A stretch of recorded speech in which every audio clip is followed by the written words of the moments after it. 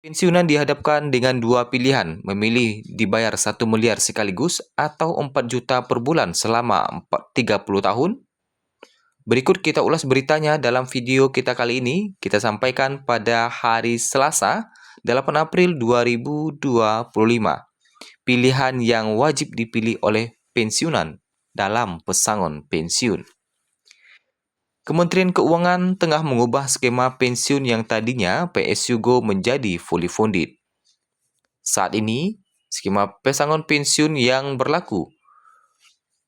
Jika seorang pensiun, maka kamu akan mendapatkan dana pensiun sekitar 75% dari gaji pokok setiap bulan hingga meninggal dunia. Jika seorang pensiunan PNS atau jika kamu seorang PNS dengan gaji pokok terakhir sekitar 5 jutaan per bulan, berarti dana pensiun yang akan diterima senilai 3,75 juta per bulan. Nah, pemerintah akan mengubahnya menjadi skema fully funded, yang berarti langsung dibayarkan di awal seluruhnya. Misalnya, PNS memiliki take home pay 10 juta per bulan.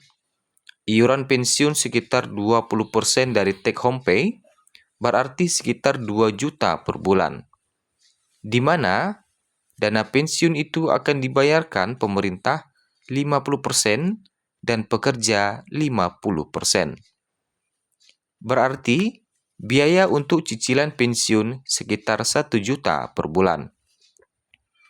Nantinya, uang yang dikumpulkan itu akan menjadi dana pensiun yang langsung sekali bayar. Tujuannya, pemerintah ingin anggaran pensiun PNS tidak membebani anggaran negara. Pasalnya, jika menggunakan PSU Go, yang ada keuangan negara makin terbebani ketika makin banyak PNS yang pensiun. Pertanyaan dari fenomena itu, pilihan lebih enak dapat cicilan per bulan atau diterima dalam jumlah besar di awal. Nah, ini tentu menjadi pertimbangan. Nah, kalau kita lihat, pilihan opsi menerima uang 1 miliar atau 4 juta per bulan selama 30 tahun. Saat ini skema pensiun PNS adalah PSU Go, yakni sebesar 75% dari gaji pokok terakhir. Jika diambil nominal tertinggi itu sekitar 4,4 juta per bulan. Misalnya, jika Anda adalah seorang PNS dari usia 28 tahun hingga 58 tahun, lalu bisa hidup hingga usia 80 tahun, berarti Anda akan menerima pesangon senilai 4,4 juta per bulan selama 22 tahun. Total uang yang dikeluarkan pemerintah senilai 1,16 miliar. Keuntungannya, Anda bisa mendapatkan pendapatan secara rutin tanpa takut kehilangan pendapatan sampai meninggal. Kekurangannya, nominal 4,4 juta itu mungkin tidak akan mencukupi kebutuhan Anda setelah pensiun selama 20 tahun ke depan karena berpotensi tergerus inflasi. Lantas apa untung rugi skema pensiun PNS fully funded? Untuk simulasi skema fully funded, kita bisa asumsikan PNS memiliki take home pay 10 juta per bulan, di mana 20% dari take home pay itu untuk biaya pensiun yakni 2 juta per bulan. Namun, PNS tidak membayar penuh 2 juta, tapi dapat subsidi 50% dari pemerintah, sehingga cukup bayar 1 juta per bulan. Jika PNS itu bekerja dari usia 28 tahun sampai 58 tahun alias 30 tahun, berarti total dana yang terkumpul senilai 720 juta.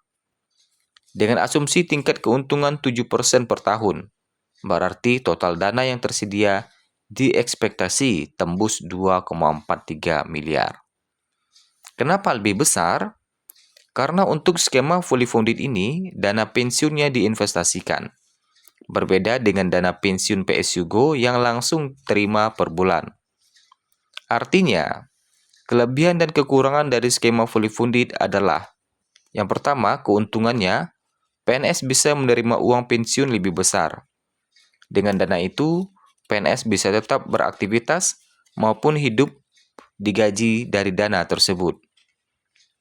Bayangkan, dana 2,43 miliar dimasukkan ke instrumen seperti FR dengan kupon rata-rata 7% per tahun.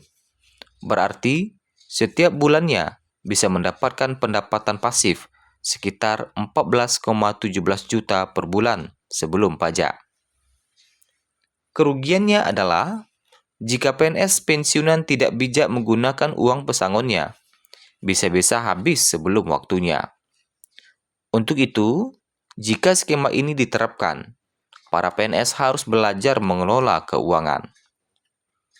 Nah, jika Anda ditetapkan harus memilih, tentu kita akan pilih menerima uang besar di awal. Alasannya, dengan modal besar di awal, kita bisa mengembangkan aset menjadi lebih besar, ketimbang menerima sebagian kecil setiap bulannya. Sehingga bagi Bapak Ibu, mau pilih yang mana? Dibayar 1 miliar di awal atau 4 jutaan per bulan selama 30 tahun? Nah, selain dari keuntungan 1 miliar, adapun perubahan besar yang dilakukan pemerintah terkait dengan skema pensiun ini adalah beban berat yang ditanggung oleh APBN dari tahun ke tahun. Dari tahun ke tahun, beban negara melalui APBN untuk pensiunan PNS terus meningkat. Rata-rata pensiunan ASN atau PNS naik 3,1% atau 116.000 jiwa setiap tahunnya. Pada tahun 2025 ini diperkirakan ada 3,76 juta pensiun, meningkat dari tahun 2024 yang berjumlah 3,65 juta pensiunan. Bahkan, tahun 2029 diperkirakan mencapai 4,25 juta pensiunan di Indonesia yang kini masih menjadi beban APBN. Terdengar kabar dari berita bahwa DJPB Kemenkeu RI saat ini tengah mematangkan skema pensiunan PNS, TNI, dan Polri. DJPB Kemenkeu pun akan mengambil alih pembayaran pensiun yang sebelumnya dikelola oleh Taspen. Pertanyaannya, skema fully funded berarti pemerintah menyisihkan dana pensiun bagi setiap PNS secara sistematis tiap bulannya sejak mulai bekerja menjadi PNS. Begitu pula dengan si PNS-nya. Sehingga pada PNS pensiun, uang pensiun dibayarkan dari akumulasi iuran pensiun yang disetorkan pemerintah dan pemberi kerja atas nama PNS yang bersangkutan selama bekerja sesuai dengan besaran gaji setiap bulannya. Kapankah skema pesangon ini akan diterapkan? Mari kita tunggu informasi terbarunya dari Menkeu.